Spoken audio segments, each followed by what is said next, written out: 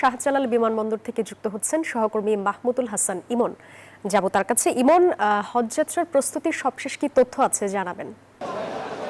আমি বর্তমানে আশকোনায় রয়েছি। এখানে আসলে যারা হজে যাচ্ছেন আজকে রাতে তারা তাদের সকল কার্যক্রম সম্পন্ন করে নিচ্ছেন। আমি যে পাশটাতে দাঁড়িয়ে আছি এই পাশটাতে আসলে ইমিগ্রেশনের জন্য যারা হজযাত্রী আছেন তারা দাঁড়িয়ে আছেন এবং সিরিয়াল ধরে একে একে করে তারা ভিতরে ঢুকছেন, যেখানে আসলে কাস্টমস তাদের ইমিগ্রেশন কার্যক্রম পরিচালনা করছে। তারা তাদের সকল ব্যাগ বিছানা সব কিছু নিয়ে ভিতরে ঢুকছেন এবং কন্টিনিউয়াসলি তারা এখানে কাগজপত্র চেক করছেন এবং কাগজপত্র চেকের পাশাপাশি সকল কার্যক্রম এখান থেকে সম্পন্ন করার পরই আমরা জানতে পেরেছি যে আসলে একটি গাড়ি তাদেরকে নিতে আসবে এবং এই গাড়ির মাধ্যমে তারা আসলে এয়ারপোর্ট পৌঁছাবেন।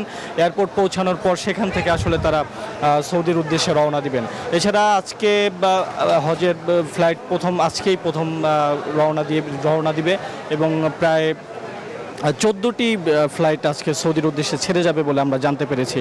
এই 14টি ফ্লাইটে প্রায় 5700-র অধিক যাত্রী আসলে সৌদির উদ্দেশ্যে রওনা দিবেন। এছাড়াও আমরা যেটি জানতে পেরেছি যে এবার বেশ কয়েকজনের সাথে আমরা কথা বলেছি, তারা আমাদেরকে যেটা বলেছেন যে আসলে সার্বিক পরিস্থিতিতে তারা আসলে সরকারের প্রতি সন্তুষ্ট প্রকাশ করেছেন। এই ছিল আশকোনা থেকে আমার কাছে সর্বশেষ তথ্য।